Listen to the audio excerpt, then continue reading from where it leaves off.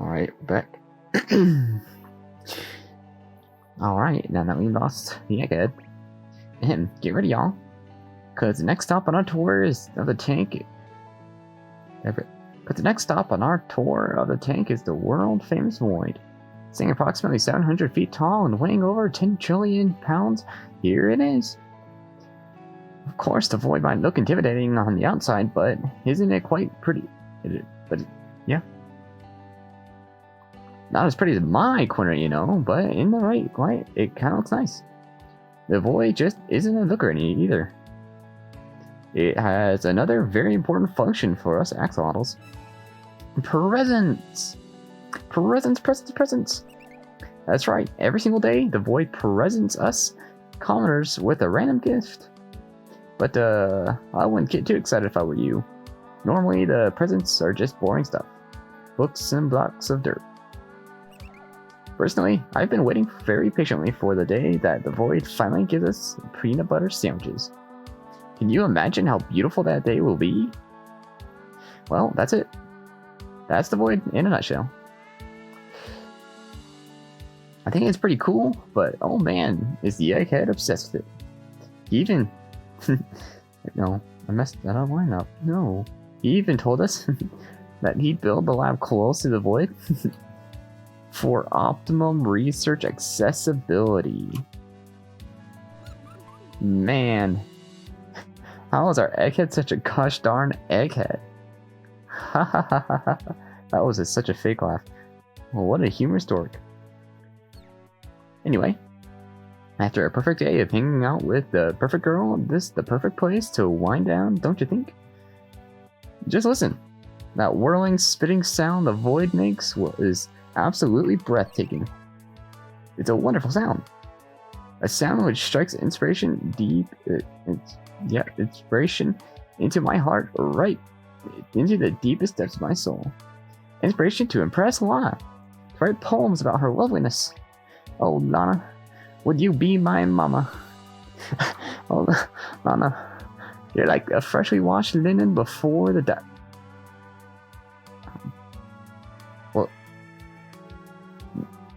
What a line. If Enk heard something like that, he'd probably call me that, what was that word? Degenerate thing again, I think. Ah, there you are, egghead. We must have lost each other. This is no time for goofing off, Axie. The void is about to give us our new item for the day. Neo's face always lit up at the sound of the void. Look, lady, all I've gotten from the void are materials. They're necessary for expanding the lab, of course. But today, well, I'm hoping for something a little more substantial. Maybe even something a bit fun. Peanut butter and maybe even jelly. Maybe today the void will give us another clue as to what might be outside the tank. Outside the tank? Outside the schmank. Boring. No, I've told you this before, Axie. What I get no from? My research regarding the void is very important.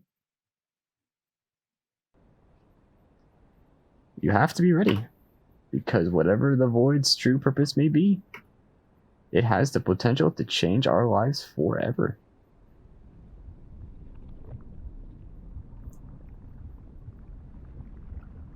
The environment started rattling dreadfully. Ah, my old nemesis, the void! You dare. No, you dare to challenge me yet again. You can feel the excitement, can't you, Axie? That sweet scent of a new item coming to us. And the beautiful research that follows. Ah, there's no feeling like it really. Ha! If you think I'll be lulled into a secret sense of security, then you're sadly mistaken, Mr. Void. Oxy, you can use your imagination to be cute later. This is serious. You called me cute. Aw, Neo. I love you too, man. No, Oxy, get away. I don't need another hug. Just brace yourself and try not to be swept away by the currents after this blast. It would be a bother to find you again. The strong shockwaves thrashed them both lightly in different directions. While Neo kept his eye on the apex of the blast, Axie swayed lightly, aimlessly, with a smile on his face. These daily roller coasters are always so much fun. After a while, the lightning crackled less. The currents normalized, and eventually the storm subsided. Neo saw an item that had spawned from the side of the void. Yeah, floating in the clear water. He moved his scrawny arms toward it. Axie did a cool somersault and followed. Ah, really? After all that? All that for another boring old book, huh? Excellent. I was right. Another book to add to the collection. Thank you, O wonderful god of the void, for this blessing. Axie took a quick glance at the cover.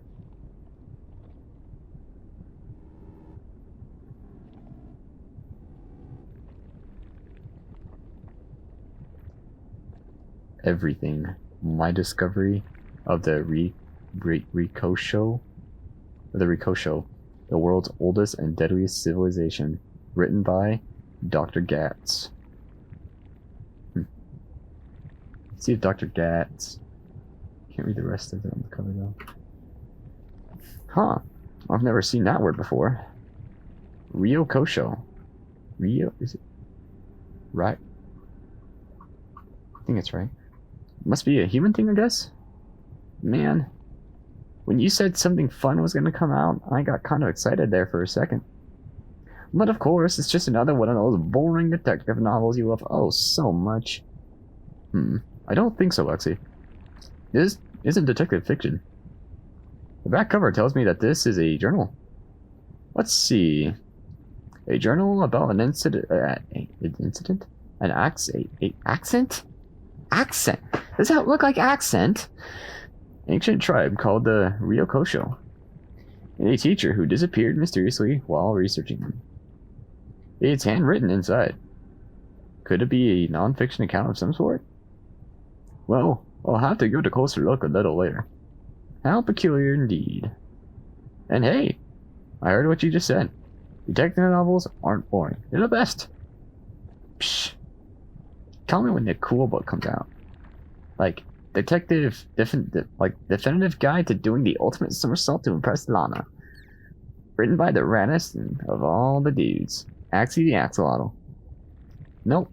Then others might get some of my coolness and steal away Lana. Ha! Like that could ever happen. Ugh. I feel sorry for whomever had to take care of you growing up. Wait a second, I just realized what you said. Good job, Axie. I'm very impressed. Of course you are. I'm the incredible Axie. But really, what I say again? You called yourself an axolotl. That's what we are. At least, that's what we resemble. Oh. Huh. I thought that was just my title. Axie the Axolotl. Like a knight or something. Do you remember the book that came in about a week ago? You can see pages here. Weird. A comprehensive guide to the study of axolotl biology. Nope. Not ringing any bells. Sorry, bro. Well, why don't we refresh your memory? Let's head into the lab.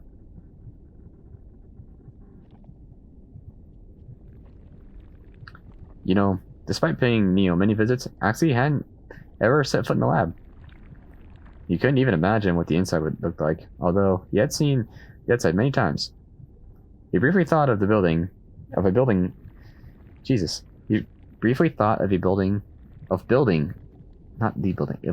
house on his own in his corner, but quickly decided it would be a waste of time.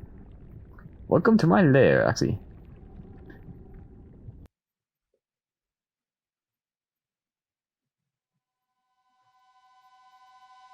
Why does he have an axe? He's an axe.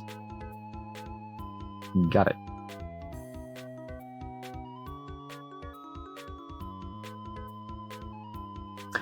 Sorry, I just had a brain fart there. Hold up.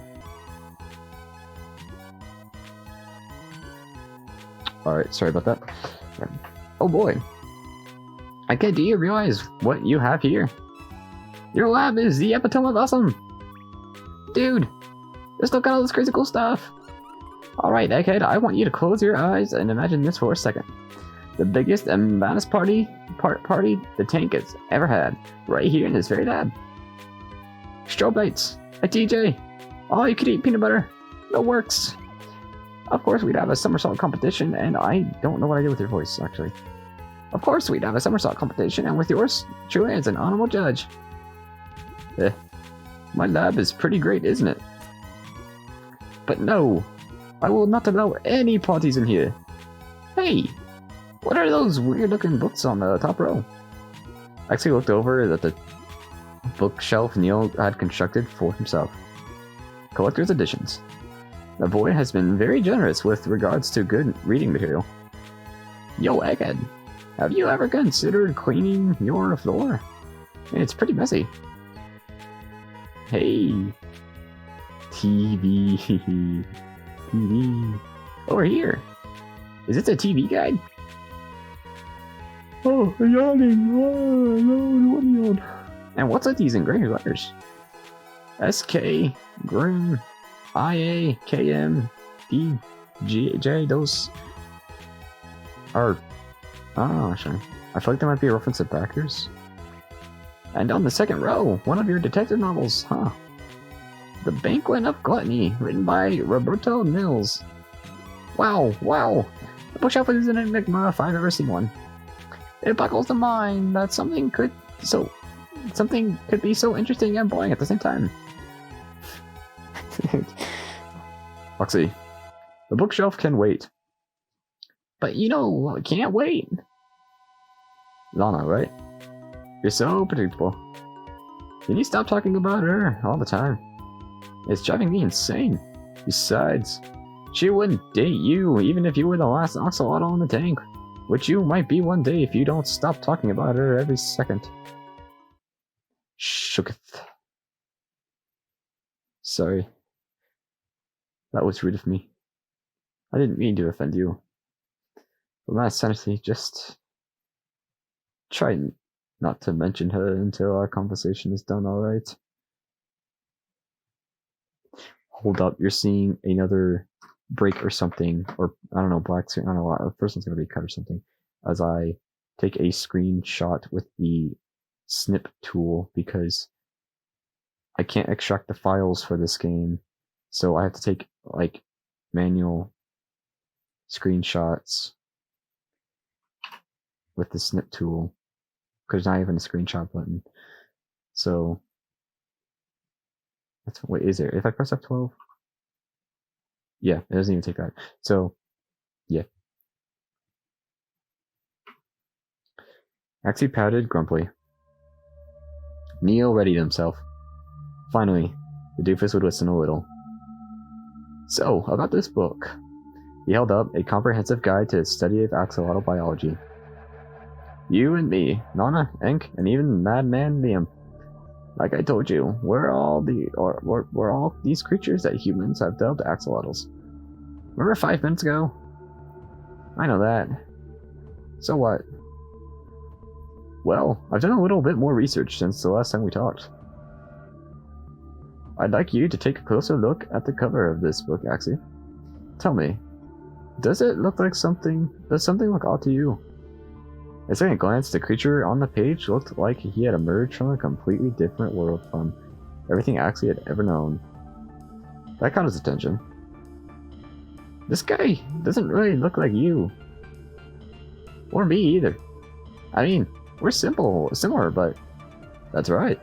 According to this book, axolotls are actually a pretty unique species in the human world. We're under the classification of something called amphibians. Amphibians are cold-blooded creatures that can breathe in and out of water. Axolotls specifically are known for their regenerative power and rarity. According to this book, humans actually believe that axolotls were extinct for almost a century, outside of some are kept in captivity, until a scientist discovered a few swimming in a Mexican river in the 1990s. Wait. Let's back up a second. Neo, when you say human, what is that really? And what is the other thing you said? A Mexican river? You gotta slow down for a poor old Axie here. All you've done so far is speak mumbo jumbo. That's the thing, man. I'm gonna need you to go along with me on this. Every book that has arrived here from the void has led me to the conclusion that an entire world exists beyond this tank. Whoa. Just think about that for a second. We know all sorts of weird stuff that nobody ever taught us. We were both born here. We were both born here with inherent knowledge, something that we're using to communicate with each other right now. We know basic social dynamics. We have emotions and feelings. What if we could remember even more? Call me crazy, but my hypothesis is that our knowledge of these incomprehensible things, they're relics of something else. Inklings of another life. Another life and another world. Lives that we all lived before coming to the tank a month ago. What do you think of that possibility, Axie? Huh. Wow. I don't know. That's a lot to take in, Egghead. Another world? Another life? Why would you need something like that? The tank is perfect as it is. It's got me, the coolest dude in the world. You, the best bud of the coolest dude in the world. And of course, it's got them too. We don't need it to go anywhere else. We don't need anything else. Don't you think there could be more to life than what you see around you? Don't you feel limited by the resources we have here? 4 walls, and only 5 of us who inhabit our small space. As far as I'm aware, we're trapped in here. We couldn't leave even if we wanted to. And aside from the items that come through the void, this place is stagnant. Boring even. Neo, you should get used to life in here. I can't. I even started counting the days. My count has had us at 30. That's only a month we've been occupying the same living space. Not to say that this has been a bad month. Your silly antics have amused me a number of times. You're an irreplaceable idiot, Axie. Aw, bud, do you mean it? I'm irreplaceable? By talking with talking with each other right now, that proves that we're sentient. But according to the book, axolotls possess the same intelligence as any other ordinary aquatic creature. Which means we aren't exactly playing by the same rules as the other world. Axie was confused. So, what rules are we playing by? We're phenomena. And in that world, everything about us would be undefined. Probably even supernatural. For example, one book taught me not to get things wet or they won't be readable. But these books seem to be in perfect order even though we're underwater. And I haven't even gotten started on our lack of nutrition.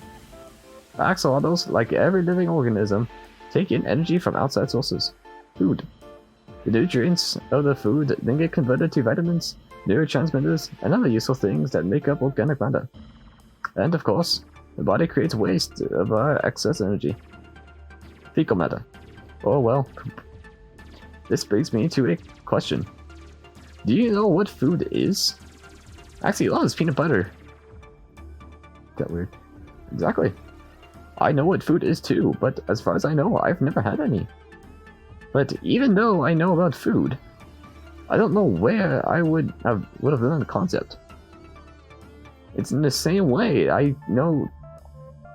Sheesh. I know that there is most likely another world out there. Somewhere beyond our current understanding. What do you think about it? There's gotta be more to life than an empty tank filled with plants and rocks, right?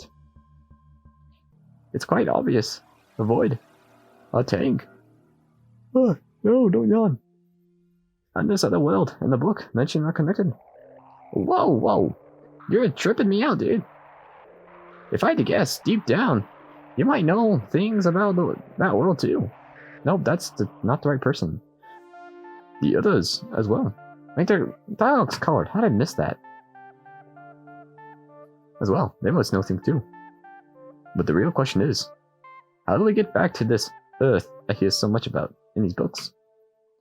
And whether or not you like it, whether you like it or not, actually, I think you could be a big factor in achieving that goal. Look, I know I'm the coolest, but what do you mean? Like, I'm the chosen one or something? What can I do that you can't? Ugh. Do you remember the first day we all met? It was in the middle of the thing. Yeah, that's right. We all came from the void. That's all I remember. For a good long while, we all sat there dazed and confused, not speaking a word. I might have been looking through my journal, but when I looked up, I saw Enk yelling at Liam about something. The only word I could make out from the conversation was shithead, I think it was, and then he was gone. Some more time passed, and eventually Liam, who looked mighty disoriented, sped off to curl up under that rock he's been hiding under this whole time. Within minutes, you and Lana had a laugh, but eventually Lana decided to leave to check up on Liam. And you followed. But I, unlike the rest of you, I was drawn back to the void. One of the first things I did when everyone left was touch it. My instincts were on point. The void was amazing, as I expected. But I knew it from the moment I touched it. The void was also incredibly dangerous. In those few moments, it felt like Hades himself had reached out his hand to take me away. It burned so badly. And I don't mean externally either. This seems weird for a scientist to say, but it felt like it burned something else too. Something deep inside me, threatening too. I'm afraid, if I were to touch that void again, I'd fade out of existence. The void is an anomaly and a menace. However, it is also amazing, a source of wonder. I need to learn more. Basically, the void makes my heart soar in the same sort of way it makes yours must soar for Lana. Do you understand? Actually, I understood that comparison well. So, that is why I built my home around it. I guess the void is pretty neat. If you're not annoying Lana in her corner, the void is just about the only place I ever see you. In fact, most nights my gaze eventually floats over to you, staring at the void from a distance. Yeah, well, you're the one who loves it so much. Touché. You never answer me. Did the void... Fuck, did I read someone in the wrong voice? Probably. You never answered me. If the void burns your soul away, what can I possibly do? I see. Do you want me to touch it? That's mean, Neo. In a way, I need you to cooperate with me. I want to do a little test to see if it really would burn me again. And a few cycles ago, I decided to do just that. There was a tiny... There's a tiny dark black spot on his leg where there should have been color. It wasn't noticeable unless pointed out. I experimented on myself, and now I need another specimen. I actually saw a crazed look in Neo's eye. A look of wanting, a look of desire. Neo, you're starting to scare you, my dude. I mean, what's so cool about the dumb old void anyway?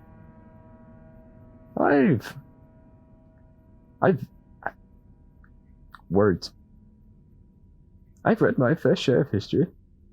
I'm also going to take this moment. I know this is annoying as shit, but I actually need to fucking do this because I want good thumbnails, and I can't extract anything from the fucking game, so I just have to make do.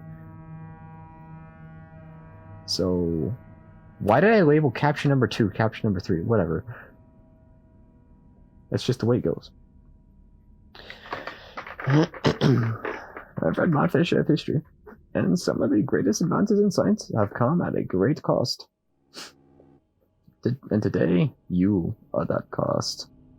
I need something from you. Your flesh. Neo crept closer. I once see a kid seem giant and scary. Oh, and that once. Youch! Neo brandished a sharp piece of wood. That really did hurt. Warn me first. Oh, come on. It couldn't have been that bad. I mean, you cut his flesh with a piece of wood. With wood.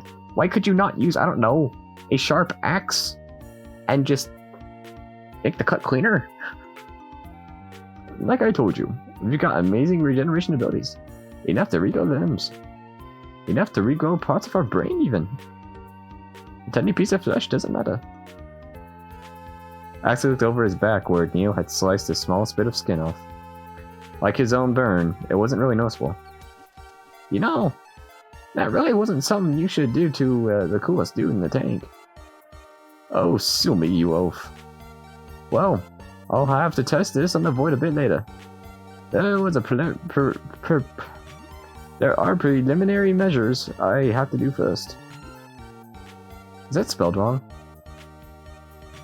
That is spelled wrong. The I and M should be switched, I think. Yeah. No? Wait, where's my phone? Why does that look wrong? Am I just being stupid? Preliminary. Yeah. There should actually just be an I in between the L and the M. Whatever. Plus, cataloging measurements, color, and all that. Right now, though, I think I'm going to have to take a look at that weird book that came in the void earlier. All business is done here, Axie. Thanks for listening to my hypothesis. And thanks for your flesh, too. So, Neo, can I? You sighed, yet there was another hint. There was a hint of grin on his face. Go get him, Tiger. Lana! I've been yearning for you all day. You know, Axie, you really should consider getting some other hobbies. Axie couldn't even hear him in his excitement. Tonight's gonna be the night. Get ready to be dazzled by my amazing somersault. You keep that up, and she'll dazzle you right in the face. What does that mean? I don't know what that means. Okay, Axie didn't notice that last clip. He pushed himself out of the door so quickly that the bubbles his feet made remained long after. Neo was left alone again, eager to continue his day's work. I hope you do not get your definition of date, Axie, because things are about to change. We aren't going to stay here forever. Not that I have anything to say about it. And I do.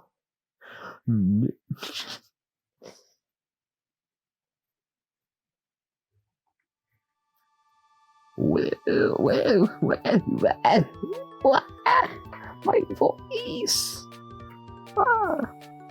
Axie scuttled the space. Yeah, that's weird. Right, Axie scuttled the space with a spring in his swim, doing backflips excitedly with every chance he got. Nothing that happened today mattered at all. All that mattered was he was about to see Lana. Sure, it had only been a few days since he had last seen her, but that was entirely too long. Of course, in his excitement, Axie swam along in any given direction. At this rate, he would run into someone who wasn't Lana again. He needed to do what Neo always told him. He needed to focus. But then again, the tank wasn't very big. Eventually, he would have to find her. Lana. He finally saw her lovely figure, but it was in a somewhat of an unexpected place. Liam's Rock, huh? Well, those two are neighbors after all. In any case, it's time for me to barge in. I'm sure she'll be overjoyed to see me. As Axie got closer. What? Weird. He heard a scared whimper and some strange off-putting noises. He peered in, curiously. For a little while, there was no conversation, but eventually William started speaking.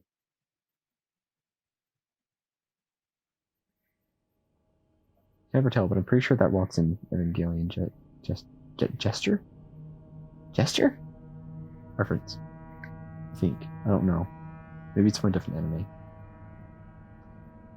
It's here again.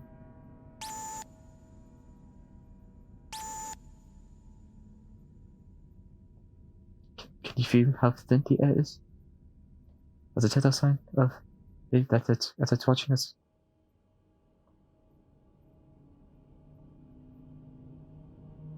That thing is closer to us now than it has been in a while.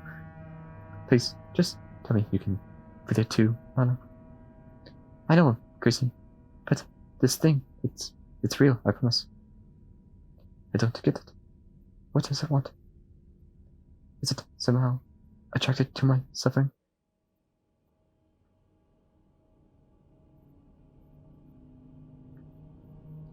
Hey, it's going to be okay. Oh shit. You gave it a voice, and now I have to... You don't mean Enk, do you? He's gone now. Why don't we just try and relax together? Remember the deep breathing exercise I taught you earlier? I'm not talking about Enk. It's the eye. The same eye that's been watching me these past few days. Right now. Pressed up against the glass. Staring at us. At me. I don't know why. But it wants me. I know what hallucinations are like. And this isn't like anything I've experienced. I've been in pain the entire time I've been in the tank. But the eye, I feel it thrives on that pain. Can you really, truly feel anything? I'm afraid it might want to get you too, after it's done with me, Lana. Hey, remember, even if it seems scary, I'm here for you, Liam. I don't see anything though. So, when am I going to finally be able to leave this prison? The tank isn't a prison. It's our home. No, you're right. It would be wrong of me to blame the tank for fighting with us. It's probably not that badly. Not really. Not completely. It's just this stupid body of mine. Always in pain or extreme discomfort. I can't stop this place because of where I am right now. And I wish I wasn't so frightened. Lately, I'm scared of everything. Even my own shadow. And the eye stares at me unexpected in the night. Its gaze only gotten stronger, and it's on me right now. I just want to leave all of it alone. What? Wait, is the eye referring to us? Because as soon as we got here, the eye got stronger, right? So, like...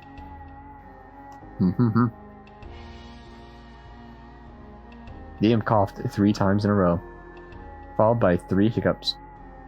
His stomach popped after each hiccup. It looked quite painful to Lana. But what I'm scared of most of all, regardless of my sanity or health, is not just for me, but that thing, or what that thing, what the eye might do to you. You've been so kind to me, so kind, and it might take you with us when it finally comes to taking away. I don't think I can handle that after all you've done for me lately. Oh, Liam. There's nothing to be scared right now. It's just me and you in here. And don't worry about me. I don't like to brag, but I can take care of myself just fine. If push comes to shove. I'd like you to get focused on resting. You've been fidgety all day. Whenever I look through, whenever I woke up throughout the night, there you were, moaning and shaking. It's no way to live. So, if you can, I'd like you to get some rest right now.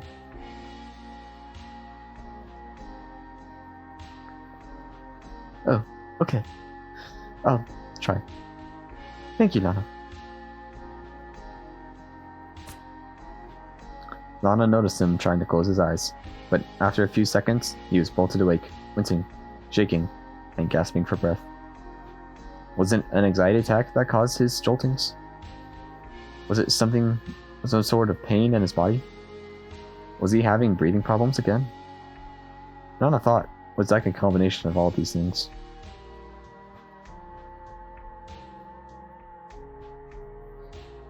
No, don't yawn. It just ruins moments. Ugh. Could you tell me one thing?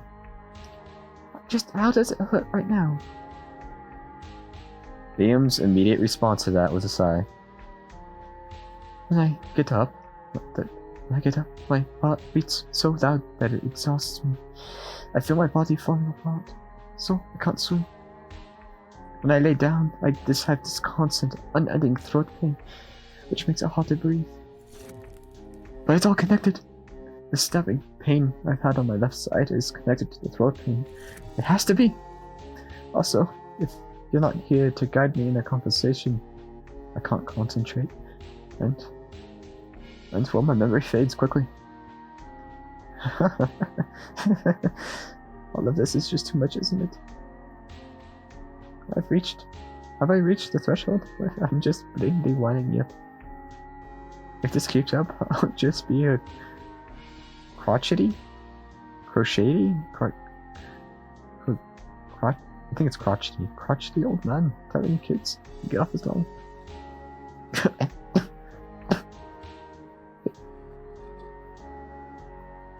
Nana shook her head. No matter what Liam was feeling, it was obvious he was in some sort of terror. And if venting helped him in any way whatsoever, well then, she wanted him to vent his heart out. You know, what you said a bit ago reminded me of a hallucination I had earlier. This one wasn't like the eye. I knew it wasn't real. The hallucination, there were a bunch of people in white coats, and they were asking me a single question. On what scale is your pain? They said the scale was from 1 to 10, with 10 being the highest. God, I hate that question so much. That scale doesn't make any sense. You can't quantify or compare pain. It's just not right. Lana sighed under her breath. Sleep deprivation. And hedonic. This game is just making me look up all sorts of words. What is anhedona? Anhedona is a diverse array of defects in the hedonic function. What the fuck is the hedonic function? Oh, okay, well that would have made it more simple. It's just enabled to feel pleasure. Okay. Originally he's jacking off. Going mad. In what way can you quantify those? Hey there. It all counts. Pain is pain. But like I said before, we can't focus on it. It's not healthy. Let's just try and calm down and relax. Find your center. My center, huh? No offense, but my problems are a little more complicated than this, trying to find my center. I'm just trying to help. I'm sorry. That was rude of me. I'll take a breathing exercise. And thanks for listening to my warning. Don't worry. You're not a dying. It's perfectly understandable. Whine all you like. I forgot your voice. If it were me who was in pain, then I'd want someone to listen to me too. So I get it. And you might not think so, but I think you do have the capacity to beat this. Thanks. You don't know how much I appreciate it. What feels like token words to him, what felt like token words to him, actually meant a whole lot more. What does that mean? Liam really did appreciate how kind and selfless Lana had been to him lately. He also knew that she couldn't be around him all the time. She had to go see Neo or Axie or do something on her own. She talked to him all the time about the decorating project she'd been doing in her corner using plants. She just wanted to finish it. but he really needed someone to be there all the time. He reached to the point where each and every moment was a nightmare. His body was constantly in some sort of pain and constantly in the flight or fight response. He was so scared of the progressive brain damage he was so scared of progressive brain damage that was likely happening in his head. He was scared of completely losing his memory and personality in the future. He was scared of this reality staying permanent. Huh. Mama. Liam didn't want to say it, but she came closer to where he was huddled, as if reading his mind. No worries, No worries. Just try your best and relax. And even if it's hard, even if it's impossible, I don't blame you. And then she took her hand and touched him lightly on the back. It was an innocent touch, but for Liam, the feel of another physical kindness was something he felt like he had yearned for far before entering the tank. She stood there, to him like a beacon of hope, caressing him lightly and kindly. He was still scared. He was still frightened. He still had body pain. He still had the feeling he was going insane. But the touch made things a lot better, at least for a single moment. Well, what a depressing note to end on. Am I right?